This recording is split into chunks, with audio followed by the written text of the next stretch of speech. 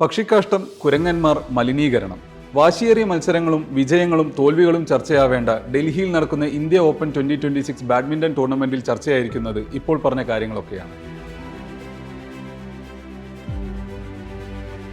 കഴിഞ്ഞ ദിവസം ഇന്ത്യയുടെ HS പ്രണോയും സിംഗപ്പൂരിന്റെ ലോ കീൻ യുവും തമ്മിലുള്ള മത്സരം 2 തവണയാണ് നിർത്തിവെച്ചത്. എന്തുകൊണ്ടാണ് മത്സരം നിർത്തിവെച്ചതെന്ന് കാണികൾക്ക് ആദ്യം മനസ്സിലായില്ല. പിന്നീട് ലോ കീൻ യു ഓക്കാനിക്കുന്നതും കാണാനിടയായി. അപ്പോഴാണ് മത്സരത്തിനിടെ കോർട്ടിൽ പക്ഷി കാഷ്ടിച്ചതാണ് മത്സരം നിർത്തിവെക്കാൻ കാരണമെന്ന് മനസ്സിലായത്. മത്സരം നിർത്തിവെക്കുന്നതിന് മുൻപ് ലീഡ് ഉണ്ടായിരുന്ന പ്രണോയ്ക്ക് കോർട്ട് വൃത്തിയാക്കിയതിനു ശേഷം തുടർന്ന മത്സരത്തിൽ തോൽവി ഏറ്റുവാങ്ങേണ്ടി വന്നു. ട്രെയിനിങ് നടക്കുന്ന കോർട്ടിൽ കുരങ്ങനും പ്രത്യക്ഷപ്പെട്ടു. കൊറിയൻ ഡബിൾസ് പ്ലെയർ ക്യാങ് മിൻ ഹ്യൂക്ക് മൃഗങ്ങൾക്ക് ഫ്രീ എൻട്രി ലഭിച്ചെന്ന് പറഞ്ഞ് സംഭവത്തെ പരിഹസിക്കുകയും ചെയ്തു. പക്ഷിമൃഗാദികൾക്ക് ശേഷം മത്സരത്തിലെ പ്രധാന വിഷയമായിരുന്നു വായു മലിനീകരണം. ലോ കീൻ യു പറഞ്ഞത് എല്ലാവരുടെയും സ്റ്റാമിന ഡ്രോപ്പായെന്നും കുറച്ച് ശ്വാസം മാത്രമേ താൻ എടുക്കുന്നുള്ളൂ എന്നുമാണ്.